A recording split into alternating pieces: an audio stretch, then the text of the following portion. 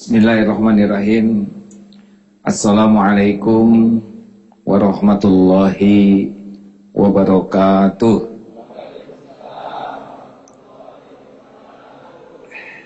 Alhamdulillahi rabbil alamin.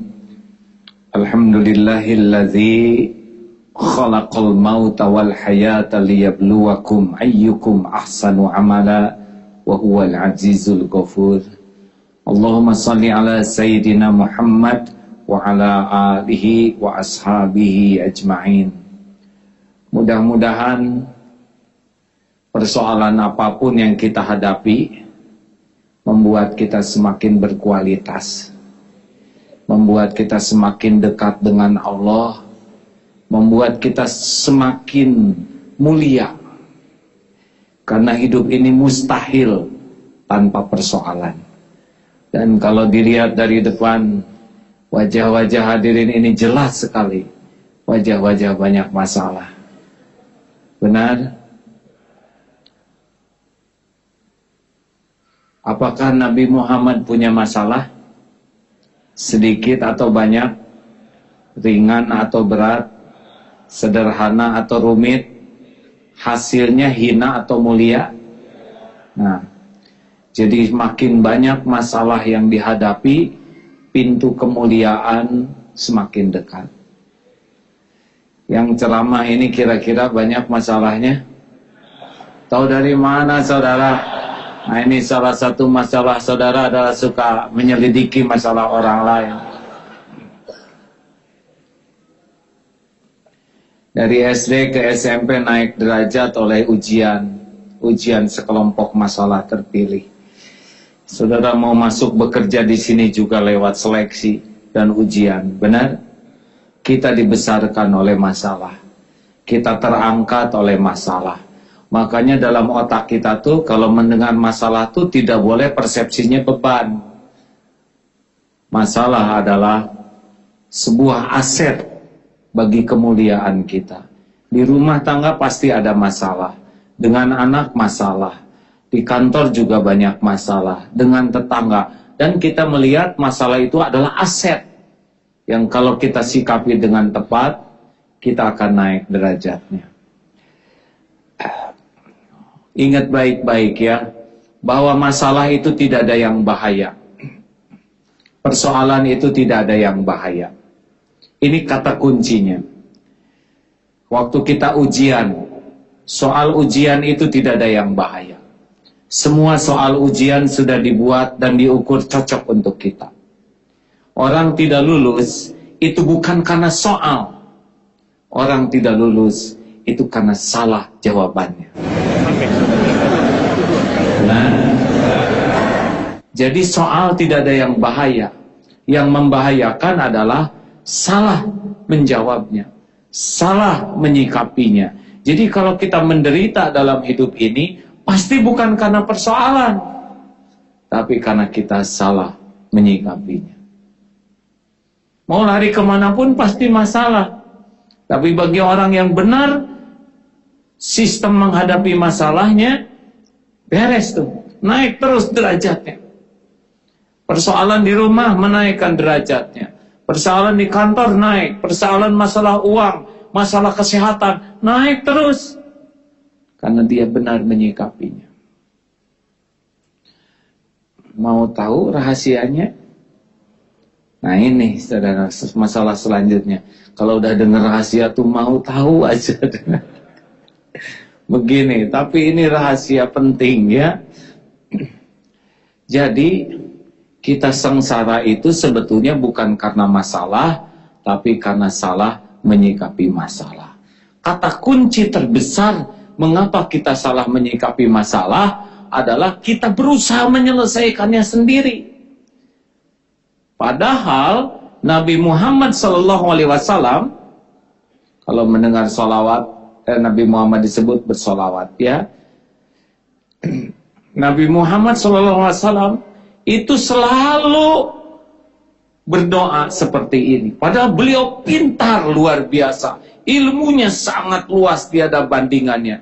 Tapi beliau selalu berdoa begini, Ya Hayyu Ya Qayyum birahmatika astaghits wa aslih li sya'ni kullah wa la takilni ila nafsi tarfata ain. Duhai Allah, wahai yang maha hidup, wahai yang berdiri sendiri mengurus terus menerus segala-galanya, dengan rahmatmu tolong saya, perbaiki urusan saya ya Allah seluruhnya, semuanya, dan jangan serahkan kepada saya tarfata ainin, walaupun sekejap mata. Ini kuncinya. Jadi Rasulullah itu apapun yang dihadapi selalu ingin ditolong Allah dan menyerahkan urusan sepenuhnya ke Allah, sehingga Allah membimbing pikirannya, membimbing lisannya, membimbing sikapnya, membimbing hatinya, mendapatkan solusi terbaik. Jadi kalau Bapak Ibu stres, itu pasti sebabnya sederhana. Kebanyakan mikir, sangat kurang zikir. Padahal kita ini bodoh. Udah bodoh, banyak mikir, kebayang. Bukan tidak boleh mikir. Mikir, jadi zikir. Ingat rezeki, ingat Allah pembagi rezeki.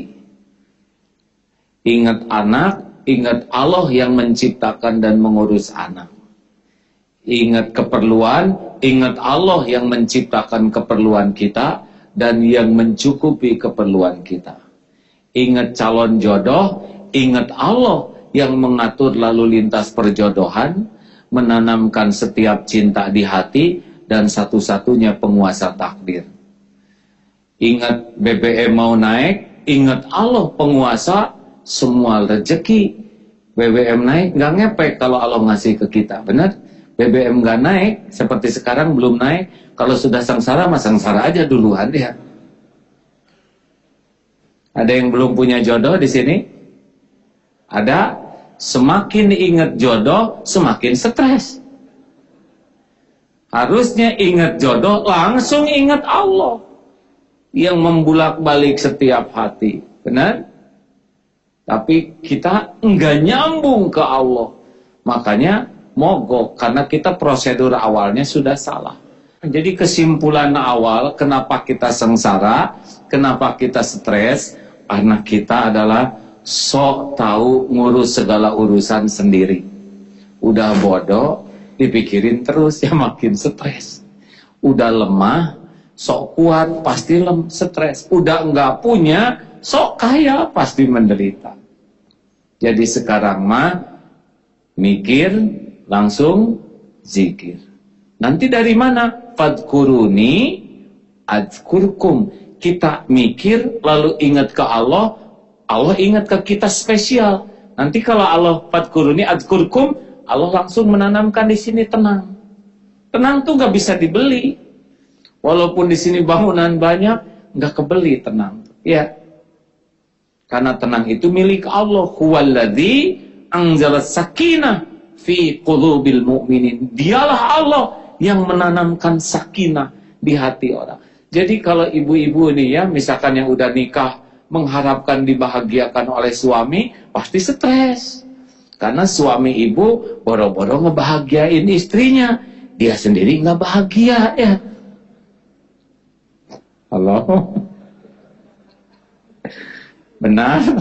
Ini kan wajah-wajah kurang bahagia.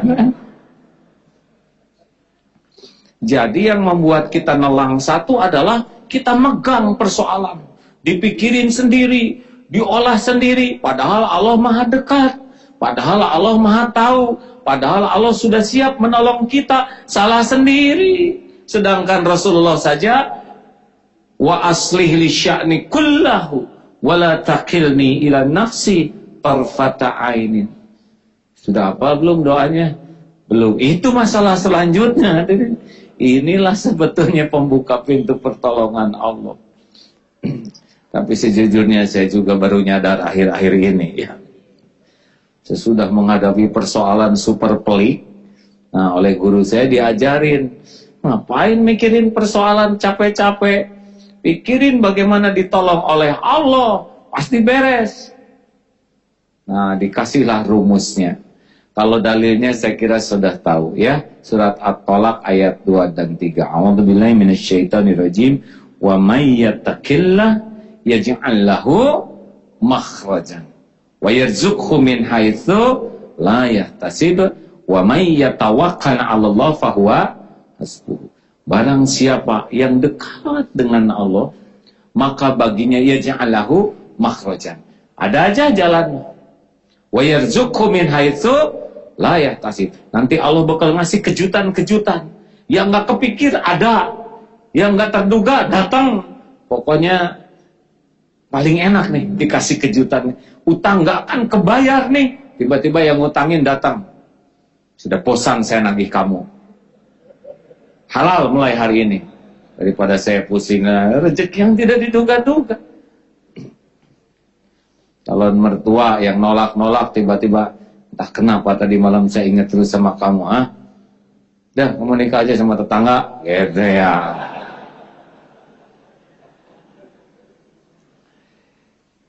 Wa may yatawakkal 'ala Allah fahuwa hasbuh. Barang siapa yang hatinya hakul yakin ke Allah. Keyakinan itu penjamin kecukupan. Wah, kalau tawakal enggak ikhtiar. Tawakal itu puncaknya ikhtiar.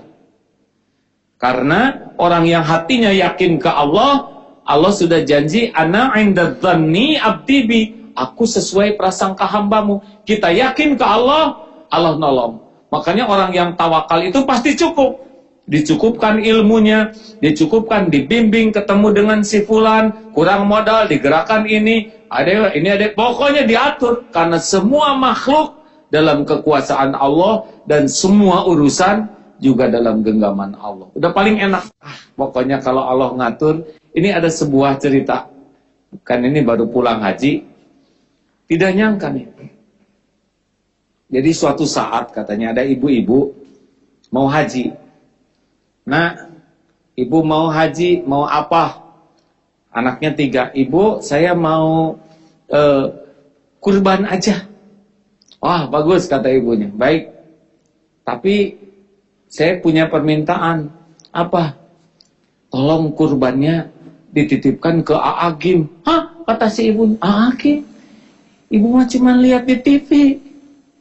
Ibu belum pernah ketemu dan gak tahu di mana ketemunya. Tambahan ibu mau haji. Ini permintaan gak masuk di akal. 3 hari sebelum lebaran haji di Mekah, alhamdulillah, saya ceramah tuh di sebuah masjid. Selesai ceramah datang ibu-ibu, kayak mimpi. Kenapa, Bu? Anak saya mau titip kurban ke AA. Saya di sini ketemu, nggak nyangka. Mekah segitu luasnya dan saya nggak tahu lagi AA haji. Bawa $600. Jadi itu, kalau Allah mau ngatur ya, diatur sedemikian rupa, waktunya sama, di masjid ketemu. Beres kalau Allah mau ngatur. Benar? Pernah dengar cerita yang kisah nyata di Pakistan? Ada seorang dokter terkenal di Pakistan. Maaf saya lupa namanya, tapi cerita ini sudah mutawatir, banyak di internet. Beliau mau konferensi, ternyata terjadi kerusakan pesawat, sehingga diganti dengan kendaraan darat. Di jalan ternyata badai, hujan deras, sehingga gelap dan tersesat, sehingga harus bertanya ke sebuah rumah di kampung. Ibu yang menerima itu baik hati menyuguhi dalam perjalanan itu, karena sudah larut malam. Nah, selesai menyuguhi, ibu itu ngurus cucunya yang sakit parah. Ditanya oleh tamunya ini siapa? Ini cucu. Kenapa nggak diobati? Kami ini orang kampung. Saya cuma doa saja, karena katanya yang bisa ngobatin ini ada di kota. Dan kami tidak sanggup ke kota, hanya bisa doa saja, semoga Allah ngatur menyembuhkan. Siapa nama dokter itu? Disebutlah dokter Fulan. Kaget sekali, karena itulah beliau. Ya Allah, sambil bercucur air mata, demi engkau mengatur doa ibu ini terkabul, pesawat dibikin rusak, udara dibikin badai, saya dibikin tersesat, supaya ketemu dengan takdir ini. Dan ini sangat mudah bagi Allah. Bagi yang yakin, ana inda dzanni abdi bi, aku sesuai dengan prasangka hambaku. Baik, kita kasih rumus saja supaya lebih mudah ya. Rumusnya rumus 5 us supaya hidup Allah yang urus. Apa rumusnya? 5 us supaya Allah yang ngurus. Syarat yang pertama, hati harus tulus. Apa? Yang kedua, ibadah harus bagus. Yang ketiga, hidup harus lurus. Apalin, karena ini hadiahnya umroh sama-sama ya. 4, ikhtiar harus serius. Dan yang kelima, tobat terus menerus. Ya, siapa yang hafal? Hadiahnya umroh. Sama-sama.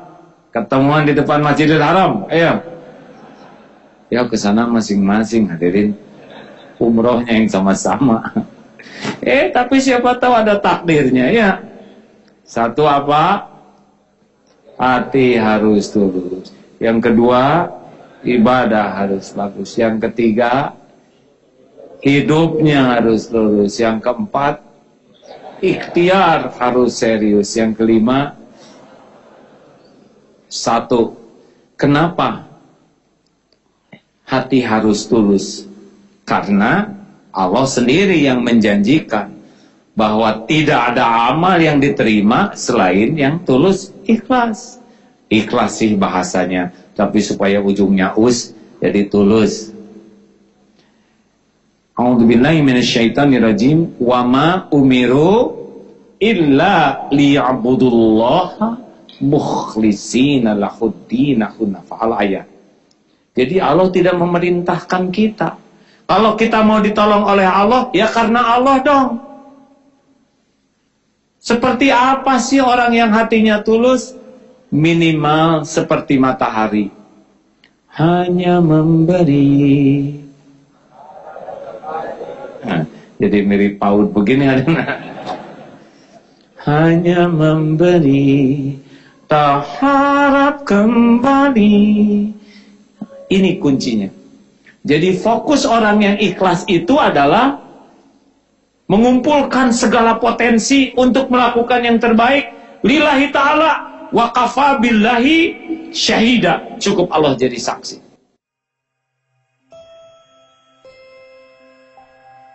A'udzubillahi minasyaitonirrajim. Wa ma umiru illa liya'budullaha mukhlishina lahuddina hunafa'al ayat. Jadi Allah tidak memerintahkan kita. Kalau kita mau ditolong oleh Allah, ya karena Allah dong. Seperti apa sih orang yang hatinya tulus? Minimal seperti matahari, hanya memberi. Jadi mirip PAUD begini ada. Hanya memberi, tak harap kembali.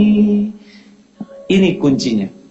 Jadi fokus orang yang ikhlas itu adalah mengumpulkan segala potensi untuk melakukan yang terbaik lillahi ta'ala, wa kafa billahi syahida. Cukup Allah jadi saksi.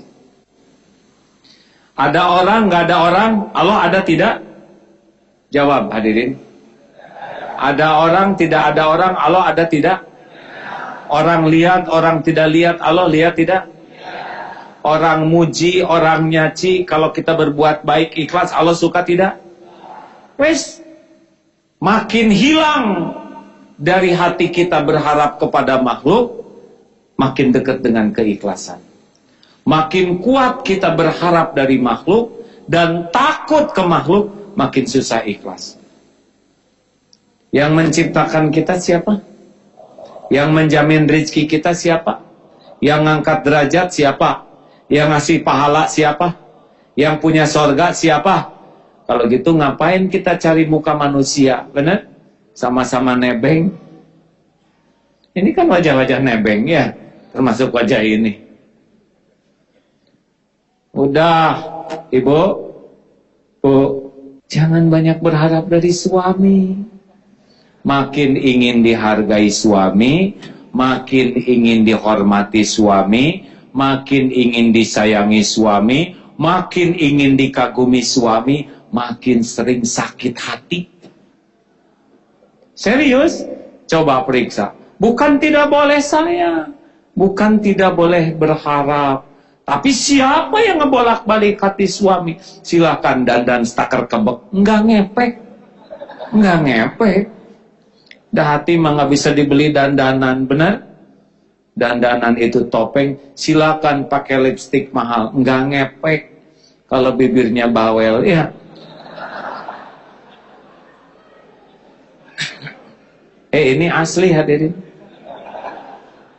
Pernah ada kisah seorang ibu-ibu di rumahnya tuh dandan rapi, seneng beres-beres, sehingga tetangga tuh kagum. Ibu tuh di rumah tuh rapi, dandan, beres. Padahal kan suami ibu tunanetra. Suami ibu nggak pernah lihat. Memang suami saya tidak pernah lihat penampilan saya, tidak pernah lihat keadaan rumah. Tapi kan Allah Tuhan saya selalu melihat saya. Suami saya itu bukan segala-galanya bagi saya. Suami saya hanyalah ladang amal bagi saya. Suami saya tidak punya pahala, dan yang ngebagiin pahala adalah Allah. Suami saya bukan pemberi rizki, suami saya pemakan rizki. Yang memberi rizki Allah. Suami saya nggak punya sorga, paling berharap sorga. Mau apa saya berharap banyak dari yang tidak punya apa-apa? Saya berharap cuma dari Allah. Allah ngebalikin hati suaminya. Sayang, hormat. Ya kita mah nggak bisa ngebulak-balik hati, benar? Siapa karyawan yang paling menderita, yang paling menuhankan atasannya? Tiap ada atasan, rajin, tapi nggak ada atasan. Namanya karyawan penjilat seperti itu. Yang suka menonjol-nonjolkan diri kalau ada atasan tuh namanya karyawan ambeien. Harus dioperasi. Udahlah, atasan juga sama-sama nebeng, betul tidak? Kita hormat atasan bukan cari muka, karena menghormat orang ibadah, titik. Jelas? Ini kalau ada klien baik, kalau kliennya nggak jadi jengkel, itu nggak ikhlas. Kalau mau baik, baik aja. Nggak usah beda-beda. Jadi nggak jadi mah Allah yang ngatur. Tapi baik jadi amal, itu urusan kita. Jangan suka bunglon, ya. Munafik namanya. Kalau dia kira-kira bakal mendatangkan sesuatu baik, giliran nggak, munafik. Atasan datang, atasan, munafik. Ada yang begitu di sini? Kalau nyebut banyak dia nyari teman. Harus yakin nih, manusia itu cuman la haula wala quwata illa billah. Apa artinya? Tiada daya, tiada kekuatan tanpa dari Allah. Ini bergabung semua yang hadir ini. Dengar ya. Mau ngasih kepada saya 1 rupiah saja. Tapi Allah yang maha mendengar, yang maha kuasa, tidak mengizinkan saya dapat rezeki. Sampai tidak kepada saya. Jawab. Semuanya jawab. Mau ngasih nasi 1 aja, tapi Allah tidak menghendaki, sampai tidak. Walaupun saudara ingin, tapi Allah nggak menghendaki, sampai tidak. Jawab. Pasti tidak. Kalau Allah tidak menghendaki, nggak kejadian. Walaupun bos mau nanda tangan, tapi Allah tidak menghendaki, hilang tuh pulpennya. Sebaliknya, sekarang mau mencelakakan. Nih semua yang hadir di sini, plus jin yang ikut dengar juga. Mau mencelakakan, tapi Allah tidak menghendaki saya celaka. Celaka tidak? Jawab. Yakin? Yakin? Tes sekarang. Ayo lempar, saya pakai apa aja. Nih mikrofon, handphone. Pukul, dengkek, tendang, bebas. Ayo. Tuh kan kalau Allah tidak menghendaki nggak kejadian. Allah tidak menghendaki tidak berarti secara ajaib dilempar ciung ciung, enggak. Hukum alam tetap terjadi. Tapi kalau Allah tidak menghendaki gampang banget, dibalikin aja hati saudara. Tidak ada satupun yang mau ngelempar. Ya. Kan setiap hati dibulak-balik oleh Allah. Enggak mau aja, ada yang udah megang-megang barisannya kan. Tapi langsung terlintas di hatinya. Kualat, kualat, kualat. Jadi enggak jadi. Makanya lah nggak ada gunanya cari muka ke orang, cari perhatian, biasa-biasa aja lah. Ya, setuju? Lakukan aja yang terbaik, nggak akan kemana-mana. Rezeki nggak usah keluar dari kantor ini semua. Kalau Allah suka sama kita, anak dibikin kasih beasiswa, dibikin sehat, semua tetangga sakit, kecuali keluarga dia. Ya, tiba-tiba datang itu, ini saya nih motor kebanyakan, saudara mau nggak nih? Ya ada aja. Kalau Allah mau, gampang banget. Semua urusan milik dia, benar? Kita nggak yakin sih sama Allah, jadi aja stres. Dan kita bersandarnya sama yang sama-sama miskin, itu stres banget ya. Udah bodoh bersama sama yang blow on, pusing. Benar? Dah. Mulai sekarang, lillahi ta'ala aja. Gak akan kemana-mana kok.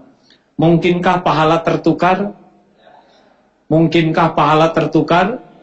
Mungkinkah ada yang luput dari pengetahuan Allah? Mungkinkah ada balasan yang meleset? Mungkinkah? Gak mungkin. Apa yang untuk saya pasti ketemu.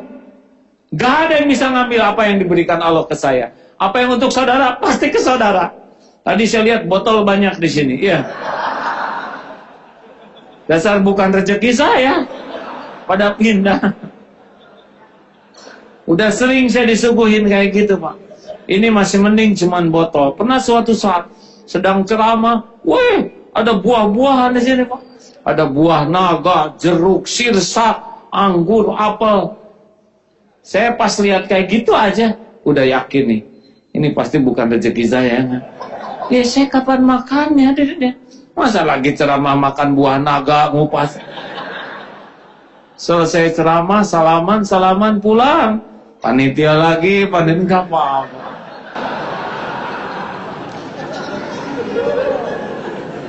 Satu apa? Hati harus.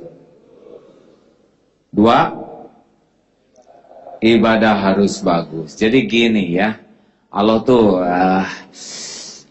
nggak perlulah model-model kita kayak gini ya nggak? Ya model kita yang nggak jelas kayak gini ya. Pantasnya kan model kita kalau misalkan Allah apa tuh mudah tersinggung. Model-model kita kan pantasnya disambar petir ya. Loh, apa yang mau diandelin model kita gini? Hidup nggak jelas kayak gini, sholat nggak khusyuk, ngaji nggak bisa, sedekah pelit, tukang maksiat, banyak dosa, benar? Kan pantasnya disambar petir ya. Tapi Allah maha baik. Walaupun dia menyaksikan kita ini udah blow on, culun, ngaco, tetap ya dicukupin rezekinya. Kasih makan tiap hari, kasih minum gak pernah lupa, jantung didetakkan, udara gratis, ya aib ditutup, maksiat orang lain gak ada yang tahu, tetap dihargai karena kemurahan Allah. Allah cuma minta satu aja, ibadah yang benar. Coba sholat juga cuma minta 5 kali sehari, 5 kali 5 menit, 25 menit banding 24 jam, 1 banding 48, 1 bagian untuk Allah, itu pun buat kita juga, yang 47 diberesin Allah. Tapi dasar kita mah cari penyakit, yang itu 5 menit aja, udah jelas kalau nggak khusus ya. Nih, kalau punya pembantu di rumah kayak gini, Bibi, apa sih Bu? Manggil-manggil melulu, baru manggil, sekarang manggil lagi. Sore-sore, Bi, nggak bisa lihat orang istirahat. Maghrib, Bi, aduh, lagi malam, Bibi, lagi rame-ramenya TV manggil. Pagi-pagi, Bibi, lagi anak tidur. Digimanain pembantu kayak gitu kan? Pecat. Hayya 'alas shalah. Waduh juga dulu dasar lagi. Sebut. Hayya 'alas shalah. TV lagi rame, Isa lagi. Hayya 'alal falah. Sekarang subuh tuh makin pagi, nggak jelas gini. Bagusnya digimanain tuh yang kayak gitu, Mas? Bagaimana, Mas? Nggak berani buat dipecat. Teman-teman, ibadah tuh buat kita. Allah mah nggak perlu apa-apa. Mau sholat, mau nggak sholat, sok aja lah. Yang menderita juga dirinya sendiri, betul? Mau maksiat takar kebok, lakukan aja. Dan pasti yang apes juga dirinya sendiri. Makanya kalau orang nggak mau ibadah, dia tuh lagi ngerugikan dirinya sendiri. Karena ibadah tuh kunci ketenangan, kunci kemudahan urusan. Jadi ngaco aja kita tuh nggak mau ngebuka yang kita butuhkan. Allah tuh nggak perlu sholat kita, nggak perlu sedekah kita. Semua ibadah itu buat kita sepenuhnya. Kita mati semua juga Allah mah nggak rugi. Dunia ini nggak ada apa-apanya. Dunia banding matahari itu 1,3 juta dunia jadi segede matahari. Matahari ini di galaksi Bima Sakti itu nothing, nggak ada apa-apanya. Ada salah satu bintang yang ukurannya 11,16 triliun bumi, itu satu bintang. Gak ada apa-apanya. Siapa kita? Petantang-petenteng sebentar kayak gini. Kita dikasih sesak napas aja udah. Benar. Udah gitu nggak mau ibadah lah, terserah lah. Semua perintah ibadah mutlak untuk kebaikan kita. Ketenangan, kenyamanan, ampunan, terkabulnya doa. Makanya kalau saudara ibadahnya nggak serius, ya rasain aja sendiri ya. Kita kok yang menyiksa diri. Jangan suka ditelat-telat, hadirin. Telat makan obat aja nggak sembuh-sembuh. Kunci, mau diceklekinya telat, pasti nggak kebuka. Sholat tepat waktu itu adalah pembuka. As-sholatu ala waktiha, itu pembuka. Coba gini tiap waktu. Di pesantren kami semua perusahaan, semua toko, TV segala 10 menit tutup, sholat. Nanti gimana dong pembeli? Pembeli juga hamba Allah, ajak sholat ya. Beres tuh, nggak berkurang. Supermarket kita dikepung oleh supermarket yang lain, yang waralaba itu nggak berkurang. Allah yang ngebagiin rezeki, benar? Benar? Jangan ditelat-telat sholat, hadirin. Bisa keburu disolatin. Saya lihat wajah-wajah ini, wajah-wajah bekal meninggal nih.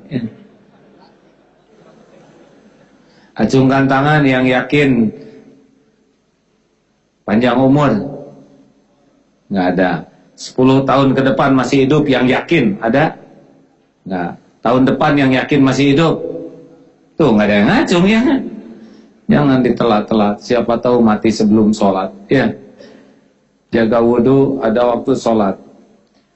Dunia nggak ada apa-apanya.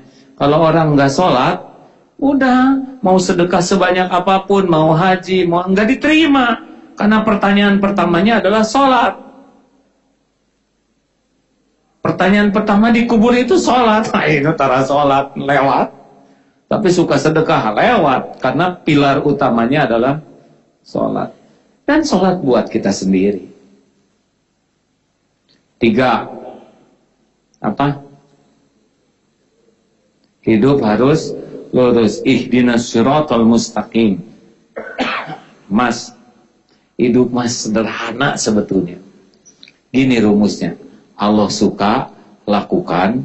Allah tidak suka, tinggalkan. Nah, apa? Beres. Karena semua yang Allah suka itu pasti bikin bahagia buat kita. Asli. Dan semua yang Allah tidak suka itu pasti bikin nelangsa buat kita. Allah tuh nggak menyukai sesuatu kecuali pasti yang baik buat kita. Dan Allah tidak melarang kecuali yang buruk buat kita. Coba jujur dan yang ngebohong. Bekal bahagia mana? Yang jujur atau yang bohong? Jawab. Asal jujur ikhlas enak. Kan ada jujur palsu ya. Yang jujur supaya dianggap orang jujur. Ada yang jujur supaya dianggap pengusaha jujur. Ada yang jujur supaya naik karir. Nah, itu mah jujur kelas rendah. Kita mah jujur. Kenapa kamu jujur? Ya karena Allah suka sama orang jujur. Baik, kita kasih rumus saja supaya lebih mudah ya. Rumus 5 us supaya hidup Allah yang urus. 1. Kalau hidup ingin Allah yang urus, syarat yang pertama, hati harus tulus. Apa? Yang kedua, ibadah harus bagus. Yang ketiga, hidup harus lurus. Ini rumusnya. Allah suka, lakukan. Allah tidak suka, tinggalkan. Nah, apa? Beres. Coba jujur dan yang ngebohong. Bekal bahagia mana? Yang jujur atau yang bohong? Jawab. Asal jujur ikhlas enak. Kan ada jujur palsu ya. Yang jujur supaya dianggap orang jujur. Kita mah jujur. Kenapa kamu jujur? Ya karena Allah suka sama orang jujur. Habis. Ngomongin orang. Allah suka enggak yang suka gosip-gosipan? Lihat wajah penggosip itu wajahnya. Saya suka lihat. Sudah sekarang kita. Kenapa orang ngomongnya kayak gitu? Tapi kalau kita cerita kebaikan orang enak. Gak nyangka ya, orang itu dermawan, baik banget. Masa saya pada cuma pinjem pensil, dikasih handphone? Setiap kali kita menceritakan kebaikan orang, hati itu bahagia. Setiap kali kita ngomongin orang, hati nggak enak. Jadi udah berhenti, jangan suka ngomongin orang, ya. Kecuali yang benar, baik, manfaat. Enak hadirin. Coba rokok, kira-kira Allah suka nggak tuh sama yang merokok? Jawab. Ada yang nggak jawab nih? Gini, rokok ciptaan Allah juga, madu ciptaan Allah. Tapi kalau yang Allah sukai di antara yang Dia ciptakan pasti berkah. Madu menyehatkan badan, metabolisme tubuh menjadi prima, antibakteri, antioksidan yang kuat, awet muda. Madu sumber vitalitas. Rokok menyebabkan kanker, serangan jantung, impoten, gangguan kehamilan dan janin. Ini makhluk apa? Gak ada yang benar jawabannya, apalagi yang terakhir membunuhmu, ya kan? Makanya saya heran lihat yang ngerokok tuh, kayak dia tuh bisa baca nggak ya? Dari segi wajah ya, tolong perhatikan wajah-wajah perokok ya, nggak pernah kelihatan merokok bahagia tuh nggak.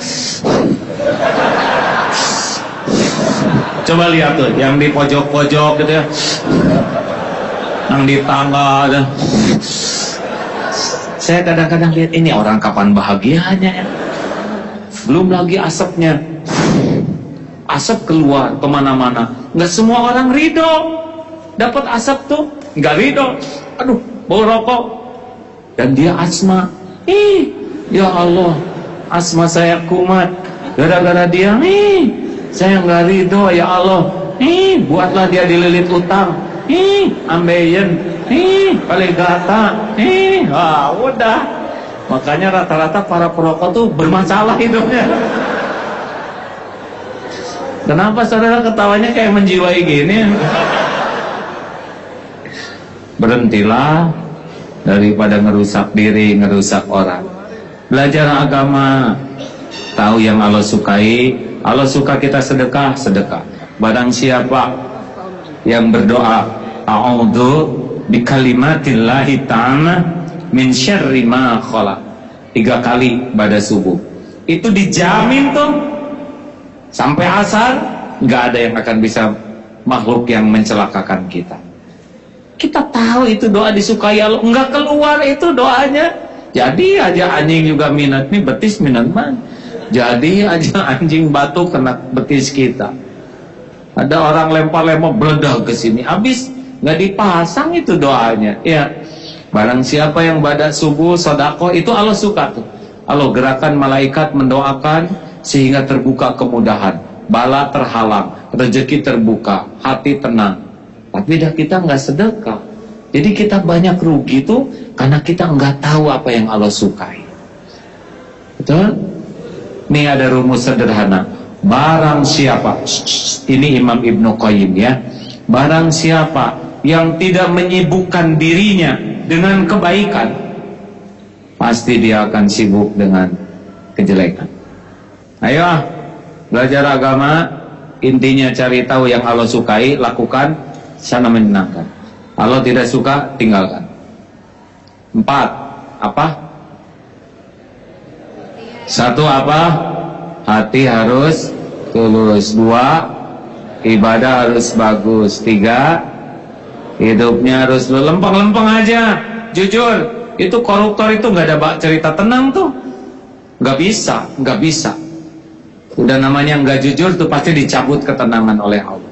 Pokoknya kalau orang maksiat minimal 2 yang terjadi. 1, hatinya tidak akan tenang. Yang kedua, dia takut ketahuan orang. Jujur aja lah. Dimarah karena jujur lebih bagus daripada dipuji karena nggak jujur. Stres. Biasa-biasa aja hidup mah. Akhwat, ini jangan suka lebay ya. Bikin pic di BBM, di WhatsApp, di itu nggak usah dibagus-bagusin. Apa adanya. Kita mah kalau mau dipotret tuh didempul habis-habisan, diarsir, dipotret, pakai apa yang mix pic itu ya, yang jadi mulus sekali. Udah gitu digedein di rumah. Terus datang tamu, itu potret siapa mbak? Saya. Kok beda? Tuh kan gak enak. Udahlah, hidup mah biasa-biasa aja. Setuju? Lakukan yang terbaik, perbaiki diri, lakukan yang terbaik. Lillahi ta'ala, dah makan kemana-mana kok. Lempeng-lempeng aja. Walaupun orang aja gak mau, karena pasti setiap kali melakukan kemaksiatan, dosa, udah pasti kita yang rugi. Udah pasti itu. Gak ada bahagia, gak ada tenangnya. Lempeng aja, bakal ketemu kok dengan takdir kita kalau kita baik-baik aja. 4, ikhtiar harus serius. Ini penting nih. Jadi yang namanya tawakal itu bukan meninggalkan ikhtiar. Tawakal itu menyempurnakan ikhtiar. Waktu perang Uhud, Rasulullah tuh baju besinya 2 lapis. Padahal Rasul yakin nyawa tuh nggak pernah ketukar. Perkara udah pakai segala terus mati, itu mah beda masalah. Nah bagi kita kesempurnaan ikhtiar adalah amal soleh. Siti Hajar ditinggalkan oleh suaminya Nabi Ibrahim di lembah Beka. Hakul yakin ini suami saya Nabi, nggak mungkin sembarangan ninggalin saya di sini. Allah nggak mungkin nyuruh yang sembarangan. Beliau yakin, tapi beliau lari sofa.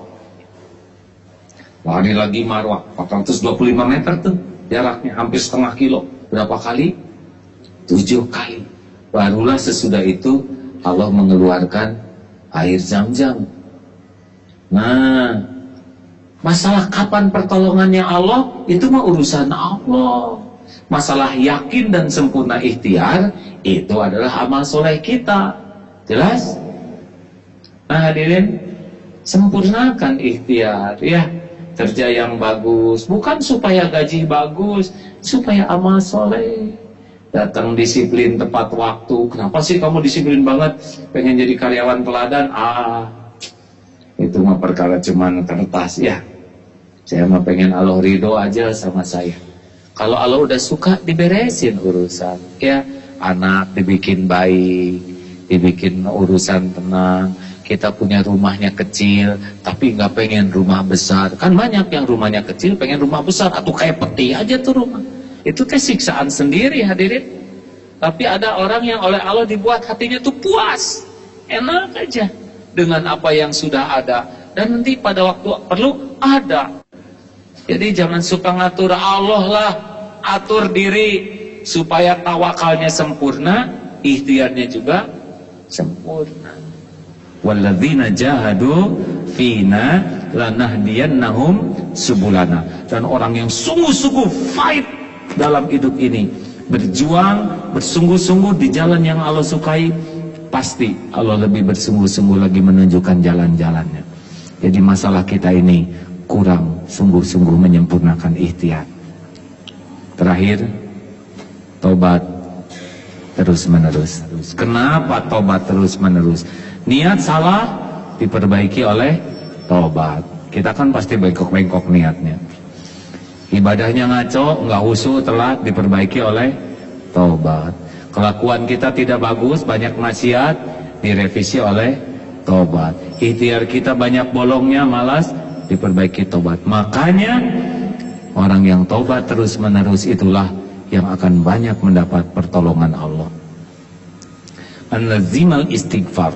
Barang siapa yang melazimkan tobat, ja'alallahu lahu min kulli hammin farajan. Satu, hatinya dari galau sempit bakal dibuka. Ini kalau Bapak rajin istighfar. Yang kedua, wa min kulli doikin makhrajan. Allah akan kasih jalan keluar permasalahan. Yang ketiga, wa razaqahu min haitsu la yahtasib. Allah akan berikan kejutan-kejutan yang tidak diduga-duga. Istighfar. Kalau Qur'annya surat Nuh ayat 10. Nanti saudara bisa buka. Faqultu astaghfiru rabbakum innahu kana ghaffara. Dikatakan kepadanya, ayo istighfar, perbanyak istighfar kepada Allah yang Maha Pengampun. Yursilis sama alaihim midrara, alaikum midrara. Lalu Allah akan mendatangkan hujan yang lebat, mendatangkan harta, anak-anak. Allah mendatangkan kebun-kebun, mengaruniakan kebun-kebun dan sungai-sungai. Artinya Allah akan membuka begitu banyak karunia bagi orang yang tobat. Innallaha yuhibbut tawwabina wa yuhibbul mutatahhirin. Sesungguhnya Allah sangat mencintai orang yang tobat dan mensucikan diri. Jadi bukan orang yang tanpa dosa yang Allah suka, itu adalah orang yang banyak tobat.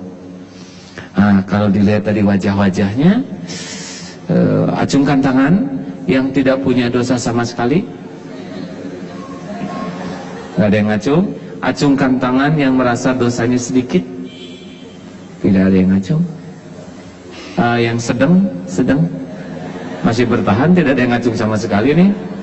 Acungkan tangan yang merasa banyak dosa. Oh, ada yang tidak ngacung, kenapa? Karena saya banyak sekali dosanya. Nah, banyak dosa ibaratnya seperti mobil yang kacanya kotor. Bagaimana bisa tenang nyupir di mobil yang kacanya kotor? Pasti gelisah terus, benar? Bagaimana bisa lihat jalan kalau kacanya kotor? Mana yang harus kita pikirkan? Sibuk mikirin jalan atau ngebersihin kaca? Kalau kaca bersih, tenang tidak? Kalau kaca bersih, jalan kelihatan tidak? Ah, itulah. Kalau kita banyak tobat, udah. Hati tenang, rezeki itu kelihatan.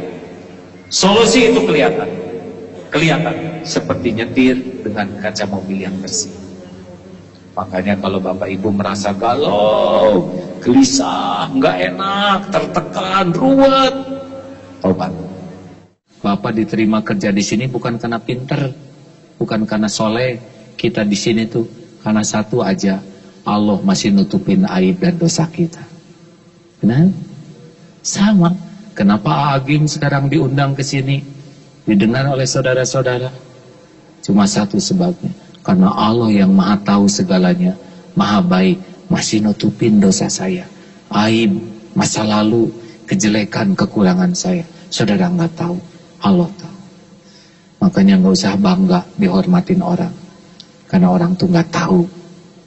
Dan tidak usah sakit hati kalau dihina orang, Karena penghinaan orang kepada kita lebih sederhana dibanding kehinaan kita yang sesungguhnya.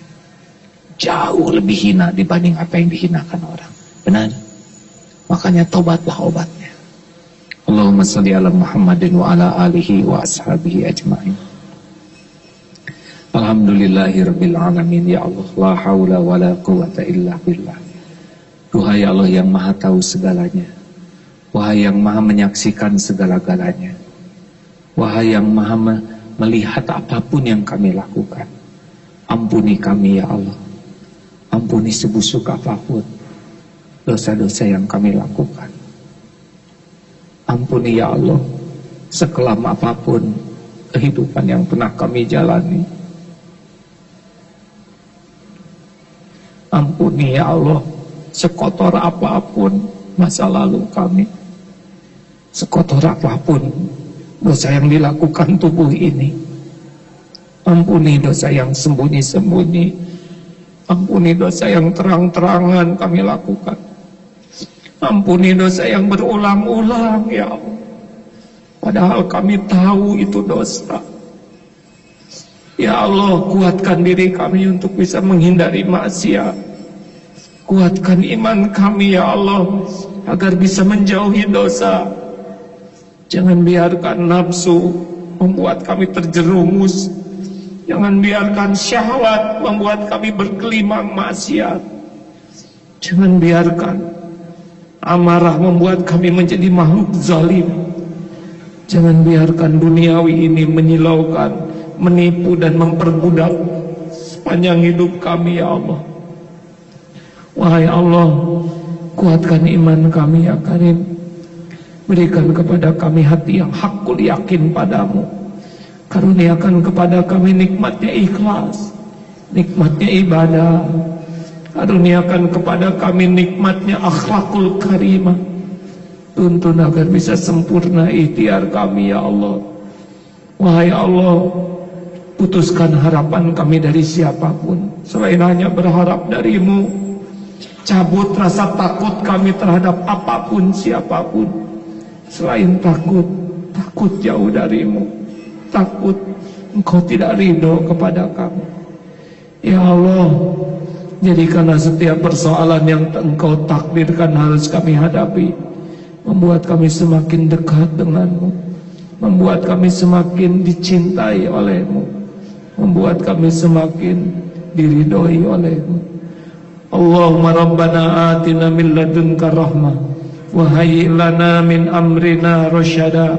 Rabbana atina fid dunya hasanah wa fil akhirati hasanah wa qina adzabannar. Subhana rabbika rabbil izzati amma yasifun wassalamun alal mursalin walhamdulillahi rabbil alamin. Terima kasih hadirin sekalian, mudah-mudahan ada manfaatnya. Selamat menikmati, menafakuri hidup ini. Cuman sebentar di dunia, tidak ada yang dibawa selain amal-amal kita. Jangan sibuk ngurusin urusan tanpa pertolongan Allah, pasti tidak berdaya. Ya Hayyu ya Qayyum birahmatika astaghits wa aslih li sya'ni kullah wa la takilni ila nafsi tarfata ainin. Assalamualaikum warahmatullahi wabarakatuh.